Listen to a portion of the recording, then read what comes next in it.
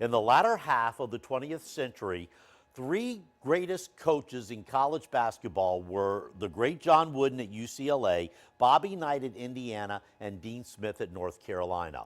With 879 wins, 2 national championships, and an Olympic gold medal, Coach Smith leaves behind a legacy of not only championships, but also of stands for racial equality and the everlasting love of his players.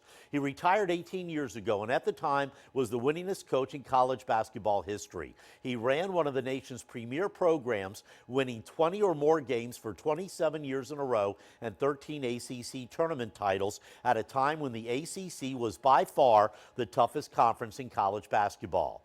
His rival coaches did not always like him, especially when they had to coach against him. Terry Holland once told me he named his dog Dean Smith, and it was not out of mutual admiration. One of his greatest rivals was former Maryland coach Lefty Driesell, who I talked with today. He was a smart guy, and he was like, his players loved him. You know, I'm not sure all my players loved me because I wasn't a politician, but his players loved him, and he was a great recruiter.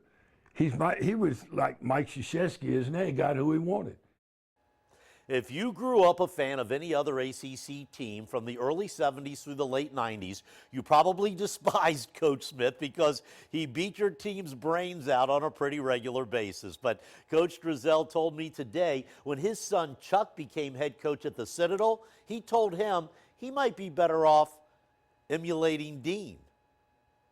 I said, Chuck, if you want to emulate a coach, emulate Dean. Because he never says anything wrong, you know, and he's always, you know, polite and nice to everybody. And I said, me, I always put my foot in my mouth. But I said, Dean never did that. He's a great guy for you to emulate. So I always respected Dean, and he was tough to beat.